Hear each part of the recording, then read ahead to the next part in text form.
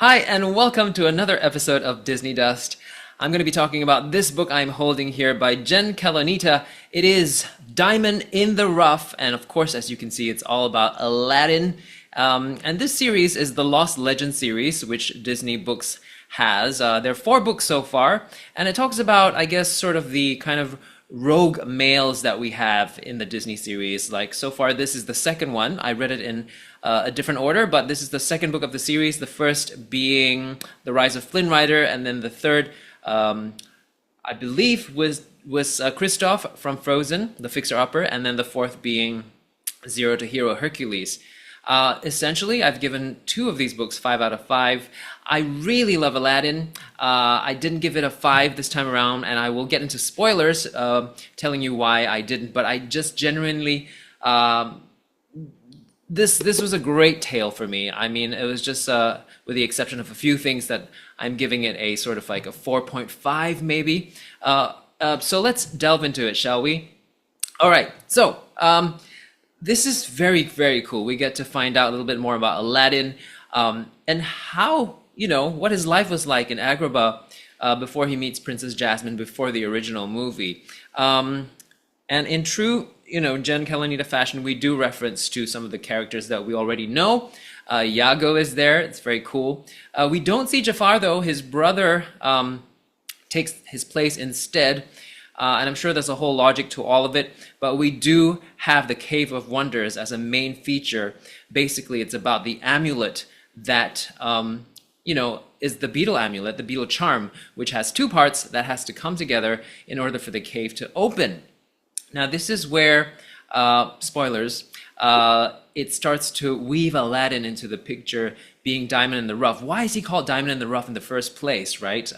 Jen attempts to give more background and sort of substance to this term. So Aladdin belongs to a tribe called the Diamonds, who are protectors of this cave.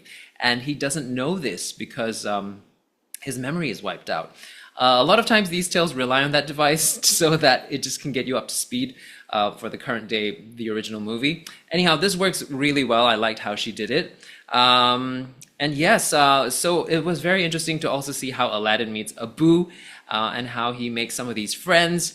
And to hear also a little bit about his parents and then his adopted parents. So this was all really great backstory. Of course, we have the Aladdin series, TV series already that has a lot of it.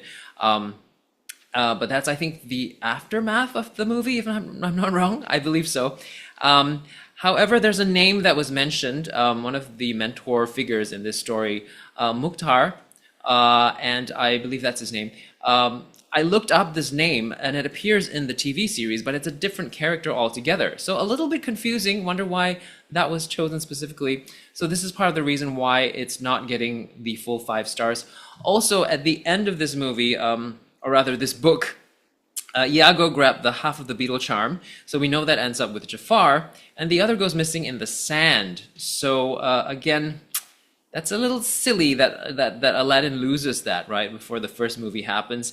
It also doesn't explain why Aladdin at the start of this movie doesn't talk about the friends that he has made, what happened to them between this book and the movie. So that's a bit curious. And also at the end, the parting with his adopted mother. So he joins actually a caravan of merchants, and he has an adopted mother, and they kind of lose him when they visit Agrabah because of a sandstorm.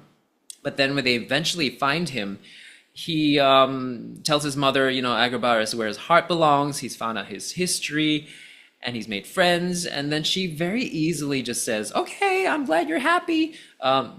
Peace be with you. I'm just like, that was a little bit abrupt and sudden for me.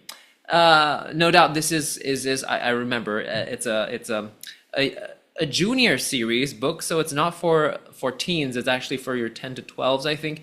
And it's still very layered. So overall, I'm giving this a 4 or 4.5 out of 5. Really liked it. I just wish some of these issues were solved.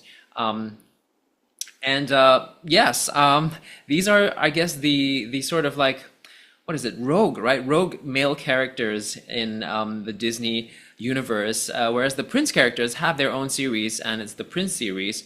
and that's written by Lindsay Miller. Yeah, what did you think? If you've read it already, and if you haven't, and you watched through this whole review, I'm sorry I spoiled it for you, but maybe you don't intend to read some of these books, but I find them really enjoyable. It gives the whole universe a lot more backstory. Yep. Anyhow, have a magical day, and thank you for subscribing. If you haven't, please do. And also, please share this video with your friends, and I look forward to making more reviews for you. Have a magical day.